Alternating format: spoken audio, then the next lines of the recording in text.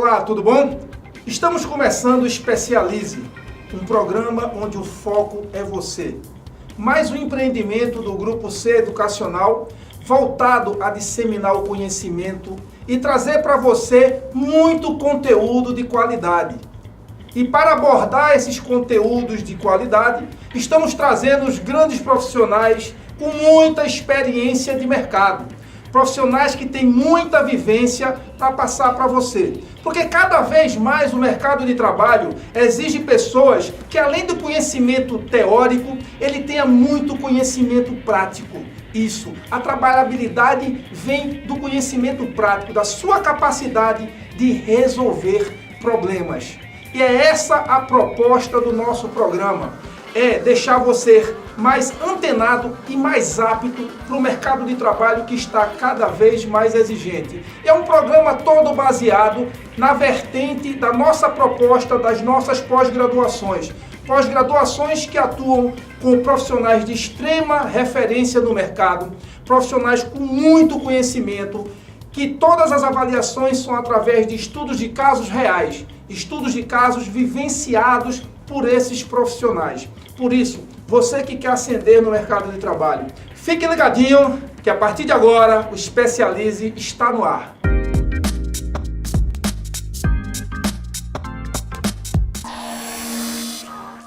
É isso aí, estamos com mais um Especialize para você e hoje para falar de mais um tema inovador, né? Para falar do tema Internet das Coisas. Você já entende da Internet das Coisas? E para falar desse tema, estamos aqui com um especialista em gestão de TI, o meu amigo Pedro Moscoso, sócio-diretor da Integra Soluções. Pedro, seja bem-vindo e muito obrigado por ter aceitado o convite. Eu que agradeço a oportunidade, o convite, por poder deixar de forma nenhuma, né? Porque a gente sempre trata temas inovadores ligados aos negócios, isso é muito importante. Muito obrigado, Pedro, amigo de longas datas. Pedro, o que é a internet das coisas? Veja, o termo internet das coisas, do ponto de vista da concepção desse termo, ele é um termo que já vem do final da década de 80, quando começa a se trabalhar essa questão de redes integradas ao longo do mundo de uma forma geral, ligando unidades de negócio, ligando nações, enfim. Então, começa a se pensar numa forma de, na prática, em duas coisas se conectarem, né? Duas coisas, você pode dizer, dois equipamentos, né? Inicialmente você criou as redes mundiais, né? Onde a internet está inserida na World Wide Web, né? Onde as redes mundiais integram o ponto a ponto ao longo dos continentes, né? Através de satélite, através de fibra ótica, enfim, através dos antigos cabos submarinos que viraram fibra, eles já integram os grandes servidores para que você tenha informação lá na nuvem, né? Na internet, como eles chamam. Você chega lá na nuvem e você busca informação. E aí, com o advento do uso de mais tecnologia nas mãos, é o que a gente chama de tecnologia que você carrega ela, né? A tecnologia que é portátil, né? Aí a entrada de tablets, de smartphones, a entrada principalmente de pequenos equipamentos, né? Pequenos equipamentos que possam ter acesso à internet, você começa a evoluir o conceito desses equipamentos, desses caras, dessas entidades se falarem, né? Se comunicarem. O que é isso na prática comum? É um smartphone seu que está ligado à internet, está mandando uma mensagem para um computador em casa para receber determinada informação. Esse smartphone ele fala com esse computador e manda imprimir determinada coisa numa impressora que está na sua casa sem fio. Você imagina que você está cercado por um mundo hoje de muito mais Wi-Fi, né? Um mundo muito mais sem fio. O mundo de cabos que você tinha ele vai diminuindo à medida que a gente vai avançando com tecnologia. Então as redes antigas que você tinha dentro das empresas, redes cabeadas, elas passam a ser substituídas por redes sem fio. que impacta diretamente na mobilidade, né? Você carregar seu computador no lugar, você carregar seu smartphone, você ler seu e-mail aqui, você receber uma informação por WhatsApp ou uma outra rede social, enfim. E aí esses caras, eles começam a se comunicar, a se falar. Quando eu digo que eles começam a se comunicar, o que é interessante nesse conceito, que eles começam a se comunicar através de um comando prévio, mas de forma programada, onde você não precisa interagir depois que você dá esse comando prévio, essa programação. Então, o que é preciso para que isso funcione é que você tenha equipamentos que tenham um mínimo de memória e comunicação. Então, vou dar um exemplo super simples. Você imagina você deixar programado seu smartphone em casa para que ele, em determinada hora, quando ele tocar o alarme para você acordar, ele dispare uma informação para a tua cafeteira, que já é sem fio, e ela começa a fazer o café. Tá? Onde esse conceito está agregado na nossa vida comum, né? No ganhar tempo, né? Você conseguir conciliar as agendas e ser o mais rápido possível, já que hoje a gente tem, apesar do dia continuar com 24 horas, a gente parece que precisa sempre mais tempo. Sempre mais do que isso por demanda de negócio. E aí, Pedro, vem uma curiosidade. Você falou aí uma coisa que me deixou extremamente instigado. Você falou que vem da década de 80. E nós só estamos falando isso no Brasil nesta década. Para não dizer nos últimos 3, 4 anos. Por que tanta demora? Perfeito. A colocação foi muito apropriada. Na verdade, o que faz com que a internet das coisas fique mais latente é justamente a comunicação ser mais, vamos dizer assim, mais própria. A distribuição de comunicação não seria ser mais própria, mas ser mais usual. Você começou a usar a rede sem fio das empresas e você usa a rede sem fio hoje nos smartphones, nos telefones. Depois da evolução do CDMA, TDMA como tecnologia, rede GSM, você começa a usar a mensagem de texto, começa a acessar a internet inicialmente, 2G, 3G, 4G, essa rede ela começa a ficar mais propícia para esse tipo de comunicação. O que você tinha dificuldade aí no início, no final da década de 80, início da década de 90, as redes de interligação de internet elas eram profundamente corporativas. Grandes corporações tinham essa redes, institutos de pesquisa, governos, né? Aí, no meado da década de 90, essa rede começou a ser uma rede mais pública para venda ao consumidor, vamos dizer assim, do varejo, mais acesso. E hoje, certamente, você tem muito mais acesso à internet por conta das redes de telefonia. Então, podemos dizer que a questão do Wi-Fi, até porque a estrutura de cabo é uma estrutura muito cara, não era uma estrutura muito cara, quando você tem uma estrutura de cabo boa, a gente estava falando de fibra ótica. Sim. Não é isso? Estamos falando ainda hoje de fibra ótica. A melhor dela. E é muito cara. Você é um cara que é extremamente entendido de fibra ótica, que eu sei disso, implantou fibra ótica no Nordeste inteiro, do Brasil. Então, assim, o fato do Wi-Fi ter um custo menor do que a implantação de uma fibra ótica proporcionou esse avanço agora no Brasil?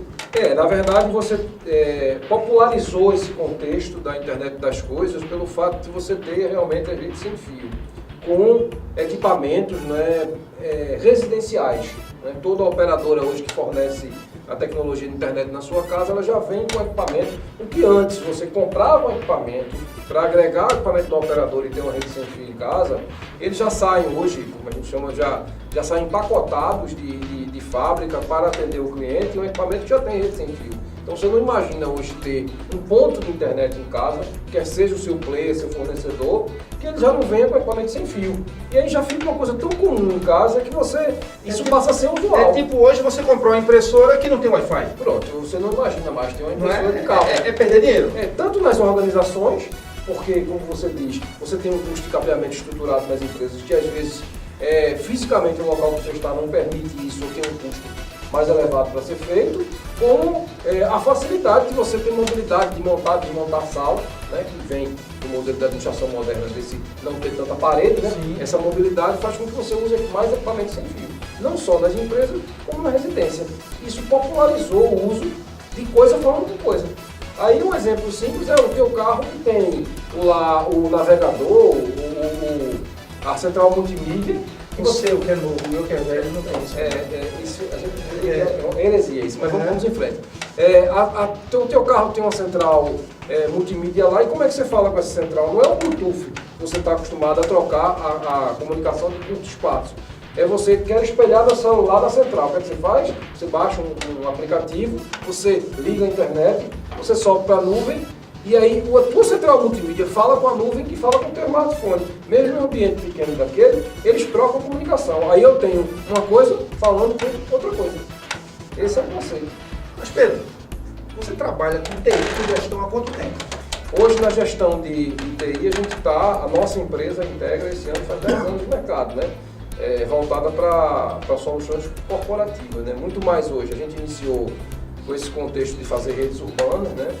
Trabalhando para alguns players do mercado no sentido de redes urbanas, passamos pela parte de internet e hoje a gente voltou para a gestão de tecnologia e a gente agregou um diferencial aí que é a gestão de tecnologia alinhada com o mercado financeiro, ou seja, a gestão de tecnologia dentro da organização juntando a gestão de finanças, com sistemas e processos que está muito mais voltado para pequenas e médias empresas, a gente dando essa guinada de organização. Por quê? Porque, na verdade, toma-se a decisão quando você tem o melhor recebimento de informações, né? Você não consegue gerenciar aquilo que você não consegue medir. E para que você tenha essa medida dentro da empresa, você começa a utilizar o sistema na ponta para que dê a tomada de decisão para os empresários. A empresa de Pedro Integra tem 10 anos. 10 anos de mercado. Mas Pedro trabalha e estuda TI há quanto tempo? Desde os anos 2000. Aí no início dos anos 2000 eu entrei nessa área mais de 20, telecom. Estamos aí quase 20 anos. Quase não estique minha idade não, porque ainda estou novinho. Mas é verdade. Desde 2000 a gente entrou no mercado de tecnologia, informação e comunicação. Vamos falar aí, quase 20 anos. E internet das coisas? Internet das coisas, a gente começa a usar esse conceito a partir de 2012, efetivamente. Eu me lembro que em 2013 você já escrevia a respeito. Exatamente, fiz alguns artigos nessa área. Em 2010 a gente escrevia alguma coisa sobre, para ver como isso muda, né? A gente falava sobre computação nas nuvens, né? Depois a gente teve a oportunidade de fazer alguns artigos, inclusive publicar num blog que você manteve de negócios, né? E a gente falava sobre a internet das coisas, sobre equipamentos, falando de equipamento. Não é uma tendência que hoje existe no mercado, mas que antes era só uma tendência, que são os equipamentos vestíveis, né? O que é equipamento vestível? É uma pulseira que monitora o batimento cardíaco, é um relógio que atende o celular, tá certo? Então você imagina que esses caras, um outro exemplo prático, você tem uma pulseira que monitora o batimento cardíaco de alguém que tem algum tipo de doença. E esse equipamento ele fala com a internet através do Wi-Fi, né, e ele manda a informação para uma pessoa tomar uma decisão mais pelo outro lado. Isso já é usado na prática em ambulâncias, hoje em atendimento de urgência. Você me levou agora a pensar uma coisa assim, talvez absurda, mas talvez também possível em pouco tempo se nos existir. Quer dizer então que com a internet das coisas, pelo que eu entendi, se fizer um investimento e interesse existente, por exemplo, meu cardiologista, que é privado, ele poderia ter, por exemplo, cada paciente dele com uma pulseira dessa e ele está monitorando do consultório dele esses pacientes. Você imagina que essa estrutura é possível. Não é? A dificuldade que você tem é a organização de um sistema para gerenciar essas informações. Porque se ele vai ter 100 ou 1000 pacientes, isso vai implicar num sistema mais qualificado. Exatamente. Você tem um exemplo, cases, por exemplo, como o hospital em São Paulo, o Hospital das Clínicas, usando essa transmissão de informação através da internet para que alguém tome uma decisão numa central que monitora pacientes de estado de risco, de alto risco, atendimento de urgência de rua e alguma coisa, para que tome uma decisão. Não é que você vai fazer uma intervenção final no paciente, mas você toma uma decisão para gerar um paliativo para que esse paciente possa chegar ao unidade hospitalar. Você consegue tomar, lógico, com um médico numa ponta e com um médico na outra ponta trocando informação. É óbvio, mas você consegue fazer isso. Imagine que seu cardiologista poderia ter um resultado mais apropriado de um exame de alguma coisa remotamente transmitida. E não o que você verbaliza no Vou conversar com o Dr. Domingos sobre isso. Meu cardiologista. Talvez eu esteja enganado, mas um exemplo de internet das coisas funcionando já em larga escala no Brasil seria aquele colete que os jogadores profissionais usam de futebol, que monitora durante o jogo quantos passos ele deu, quanto gastou de carboidrato, quanto gastou disso, daquilo outro, que é em tempo real que é acompanhado. Telemetria. Telemetria é um conceito ligado à internet das coisas que não só é usado nesse monitoramento do atleta de alto rendimento, tá certo? Que aí dá uma condição de gerenciamento que eu falei antes, né? Se eu tenho informação, eu consigo gerenciar. Então dá uma condição e é essa mesma telemetria que é usada e aí no larga escala nos carros de corrida da Fórmula 1. Um carro daquele está na pista, o cara consegue medir tudo daquele carro em tempo real, para tomada de decisão em tempo real. As falhas, os problemas, as compensações, combustível, equilíbrio do carro, é telemetria. Tem um equipamento lá que está mandando aquela informação em tempo real, como esse do jogador, alguns né, no início era aquele que você descarregava os dados no final do dia, mas hoje você consegue usar em tempo real essa informação e aí ajuda uma tomada de decisão em alguns outros esportes. Você também consegue ter uma tomada de decisão ao longo de uma prova, ao longo de alguma coisa, isso no futebol. No final do jogo você traça um gráfico exatamente para ver o rendimento do atleta, momentos de maior pico, momentos de maior dificuldade. Tudo isso feito com um equipamento que está falando o tempo todo com outro equipamento. É muito fácil a gente analisar o futebol, mas eu estava pensando aqui agora de um amigo que gosta muito de cavalos, né? E teve um cavalo dele que, após uma prova de jockey, veio a ter um problema e faleceu. Estamos falando de um cavalo aí de 2, 3 milhões de reais. Talvez um equipamento desse gerenciado possa evitar esse tipo de problema. Você vê hoje, não nessa escala, mas você já tem um certo gerenciamento, onde você usa um equipamento na ponta que fala com outro ligado a animais, não no caso da pecuária, né? Com grandes rebanhos, onde você consegue monitorar esses rebanhos, você consegue estar à distância do pasto com equipamentos de rádio, e através do animal monitorado, esse equipamento de rádio fala com a central e diz deslocamento, diz áreas, você consegue neste nível. Inclusive uma das áreas que hoje se usa bastante na internet das coisas é a agricultura, certo? Onde você, puxando para esse ponto, onde você tem hoje controle de lavoura, controle de umidade de solo, uma série de controles que dão uma condição de melhor competitividade, melhor produtividade, né? Falando, utilizando a internet que está no campo para um equipamento que manda um sinal para o outro e o outro já toma uma decisão pré-programada. E se tratando da nossa realidade, nós somos um país de agricultura. Sim, temos uma parte forte no país. Com grande capacidade de ser número 1 em tudo nesse sentido. Não é? Então, estamos falando aí da importância, né, para o país que a internet das coisas pode gerar um resultado em grande escala. Não tem dúvida.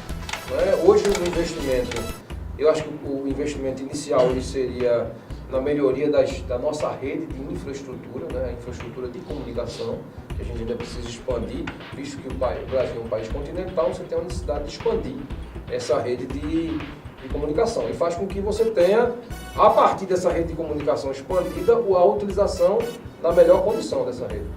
Mas Pedro, é fácil a gente conseguir, nas empresas brasileiras, a gente sabendo que mais de 90% das nossas empresas são empresas familiares, de gestão familiar, com pensamento de gestão familiar. Quando a gente fala isso, a gente fala que uma grande massa, você sabe muito bem, eu sei disso, uma dificuldade muito grande para o novo. Sim. Não é? Como está a receptividade? Porque as multinacionais, a gente sabe que multinacional é multinacional, ela investe tudo que é novo, ela quer o melhor o tempo inteiro, quer ser a ponta o tempo inteiro. Mas nessa grande massa brasileira, que são as empresas de gestão familiar, empresas familiares de gestão familiar, como é que está a receptividade e implantação da internet das coisas? Veja, existem dois vieses, né? Uma área que é a área que a gente chama que é transparente, por exemplo.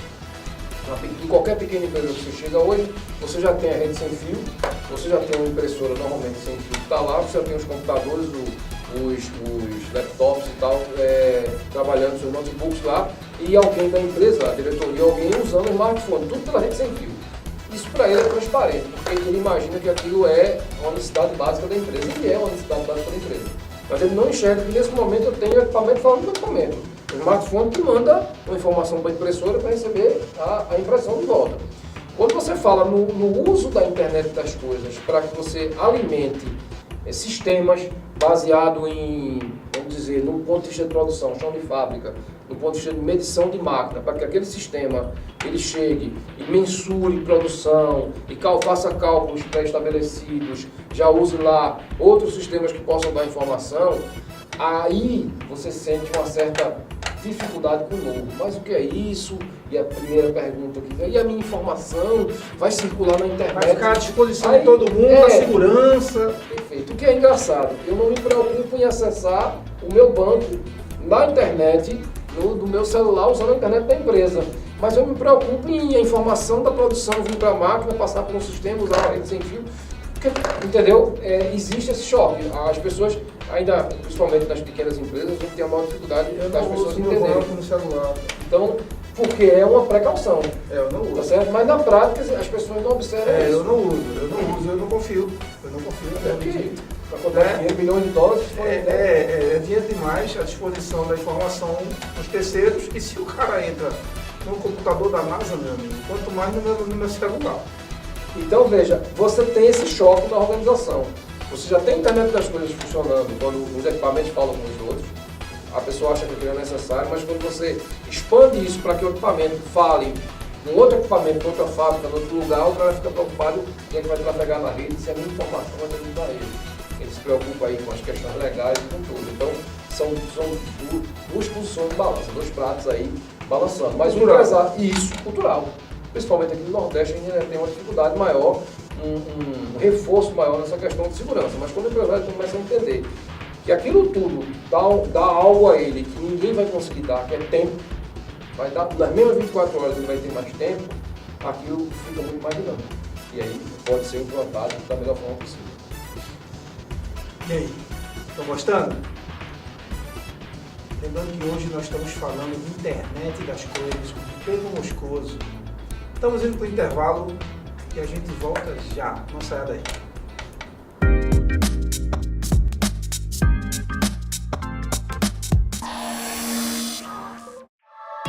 Destacar no mercado de trabalho não é fácil, mas a gente mostra que você pode estar entre os melhores. Faça já a sua pós-graduação na UNAMA e se destaque. Essa é a oportunidade que você esperava para ampliar seus conhecimentos com estudos de caso e desafios reais. Escolha um dos cursos da pós-graduação UNAMA e conte com o reconhecimento da melhor universidade privada do Pará e região norte. Pós-graduação UNAMA. É mais tradição.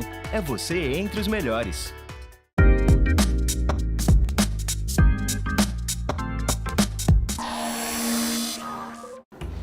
No Especialize de hoje, estamos falando de internet das coisas, lembrando com o empresário Pedro Moscoso. Né? Pedro, você falou de algo que me fez refletir uma coisa que eu acredito seja dúvida de algumas pessoas que já lê um pouco, pesquisa um pouco. Eu sei um pouco porque eu acompanho você falando disso já há 5, 6 anos, ok? Mas muita gente está ouvindo falar pela primeira vez e tal. E há 10 anos atrás, 12 anos atrás, a gente falava muito do futuro com o RFID. E o RFID não vingou. Por que o RFID, que tem uma ideologia similar, acredito eu, da internet das coisas, não vingou e a internet das coisas está vingando e vai vingar? Boa pergunta, né? Boa colocação, e a gente volta um pouco para falar uma questão dessa identificação por radiofrequência, RFID, onde você tinha, na prática, você ia ter equipamentos, produtos, principalmente para varejo, que é uma área que a gente sabe como ninguém, né? Então, o produto ser identificado ali, dizer como ele está, ser mais fácil você gerenciar o produto no expositor, na loja, Então, a identificação por radiofrequência, ela exige uma infraestrutura privada, particular, que tem um certo volume de investimento, com rádios, com preparação do estrutural. A identificação por radiofrequência também, que ainda continua sendo bem usada no manejo, aí está ligada à logística, né, nessa questão logística. Haja visto que o Walmart, por exemplo, no seu depósito nos Estados Unidos, trata tudo com identificação por radiofrequência. Facilitador, existe investimento nessa área. Mas para a parte transparente, que é do consumidor, você precisaria ter um equipamento, um tag, uma plaqueta no produto, que ela falasse com o rádio, né, dissesse, eu sou o produto tal, estou aqui assim. Esse rádio jogasse para o sistema para você gerenciar. Onde é que parou e a gente imaginou que isso pudesse acontecer de certa forma? O custo da plaqueta do tag, o custo desse investimento, além disso da ponta, do unitário, ele não é um custo baixo. Então você começou por classificação de produto, dizer como é que eu posso botar uma plaqueta num sabonete, como é que eu posso botar numa caixa de fósforo, como é que eu posso botar numa caixa de palito. Parou nesse processo. Outros produtos maiores, e aí produtos de maior valor agregado, tem essa plaqueta de radiofrequência, como bebidas, como outras coisas, mas passou a ser seletivo. Então ele estancou nesse processo. Aí a pergunta de um leigo. QR Code veio para substituir os produtos de menor valor agregado? Olha, o QR Code, você pode dizer que, do ponto de vista do que a gente viu antes, do código de barra, que já foi uma grande evolução, porque era efetivamente a identificação do produto através de uma padronização mundial, né? O QR Code ele veio com a inovação de, além de identificar o produto, você poder trazer uma informação por trás. O contexto do QR Code, você lê o que está ali, além de identificar o produto, ele remeter você a um vídeo, a uma informação, a algo desse tipo. Então ele veio para produtos também bastante específicos, do ponto de vista de varejo. Ele pode ser usado hoje em outras áreas, em outros tipos de aplicação. Aqui com um desenvolvimento menor, talvez, do que você tenha nos países asiáticos. QR Code, né, onde ele se posicionou no mercado, tudo é via QR Code. Aí você vai dizer por quê? Porque você tem um facilitador por trás. O uso do portável, do device, do equipamento, do celular, ele é muito mais comum lá. Ele já está, nesse enredo, ele já está há mais de 10, 12, 15 anos, com grandes redes, rápida, com muita velocidade. Então o cara pega o que está no QR Code ali, ele recebe, é uma passagem. As nossas, infelizmente, elas estão aquém do que a gente esperava, do que a gente necessitava, na verdade.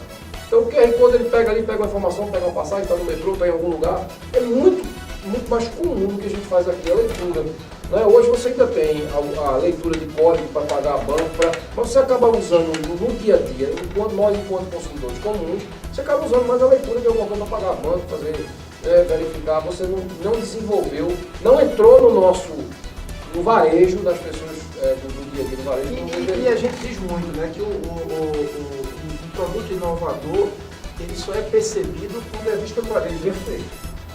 Não é um ciclo de inovação. Eu criei, e aí eu tenho que perguntar às pessoas, tá, vai ser útil para você, para quem eu estou criando? Ah, não vai, então não inovou. Ele morre como uma invenção. Ô Pedro, eu tenho curiosidade. Eu vou te dar 2 cases. Eu queria que você falasse o quanto existe, se existe, internet das coisas desses 2 cases, e como você enxerga essas 2 situações no mundo atual e no futuro. O primeiro case é uma situação comum no mundo inteiro, que são as empresas, os call centers, que empregam milhares de pessoas. Nós temos países que são os países detentores das grandes call centers mundiais: Brasil, Índia e China. Né? A Índia, hoje, por N razões, é a número 1 no mundo. E os call centers na Índia, existem alguns dos tops, se critica muito o controle, né, dos call centers com os funcionários. Né? Controla o tempo de ir no banheiro, controla o tempo disso, daquilo, outro, pela produtividade. Mas eles vivem de uma produtividade e quantidade de ligações. Existem call centers na Índia que é tudo interligado, inclusive o assento do operador. Quando ele levanta, diz que ele parou de produzir. Isso seria internet das coisas, e você acha que isso é uma tendência para os demais do mundo futuramente? É a primeira pergunta. A segunda é uma empresa, se eu não me engano, na Suíça ou é na Suécia, não me lembro qual dos dois, eu confundo de vez em quando os dois, que desde 2015 lançou um chipzinho, menor que um grão de arroz, que coloca sobre a pele do funcionário, e o funcionário é monitorado. Além disso, ele tira xerox, ele abre porta, ele tem acessos, cafeteira, tudo é com esse chipzinho. Isso também é a internet das coisas, isso é o futuro? Bem, boas perguntas, né? Vamos lá, a questão dos call centers, né? A gente voltando, e a gente vai fazer o bebê da fonte de Thomas Friedman, um livro ainda plano, né? Quando ele falava da questão dos call centers, e porque a Índia se tornou especialista em call centers, porque na verdade ela se preparou para isso, né?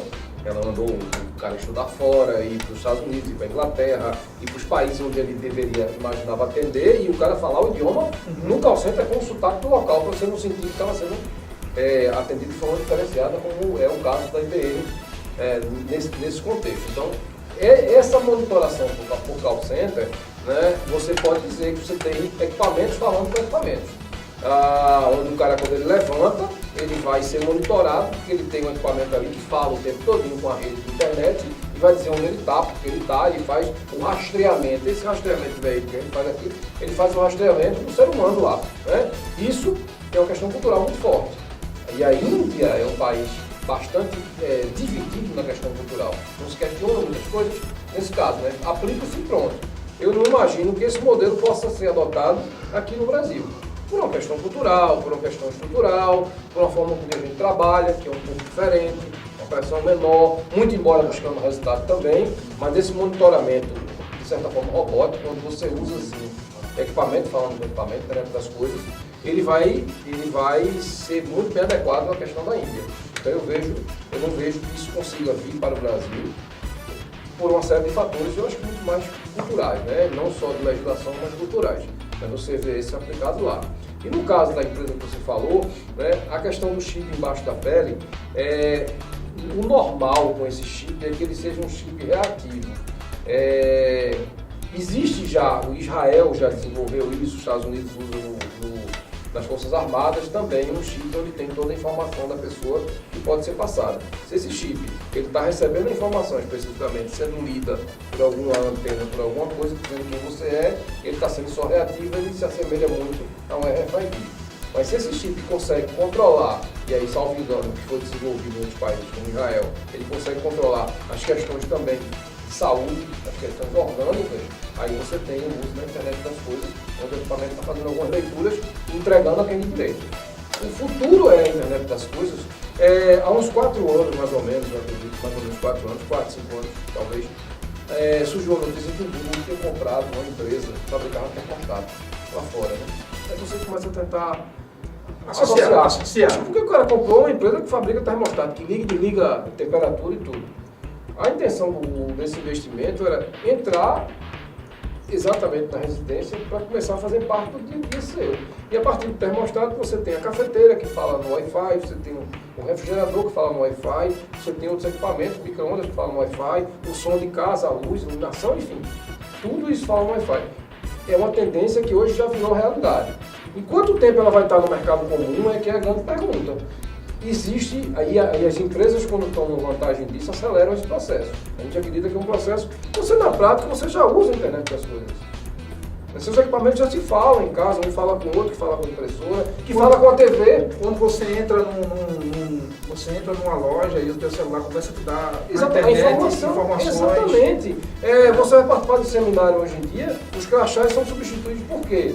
Por um tagzinho que diz onde você estava. Tem empresas, eu atendo especificamente uma empresa, que desenvolveu um sistema que quando o cara chega no evento lá, ele liga a internet do local e já diz onde ele está circulando dentro do evento, no mapa do evento, o que ele pode de informação é no portal, para justificar a ida dele ao congresso, alguma coisa. Isso é prática comum já.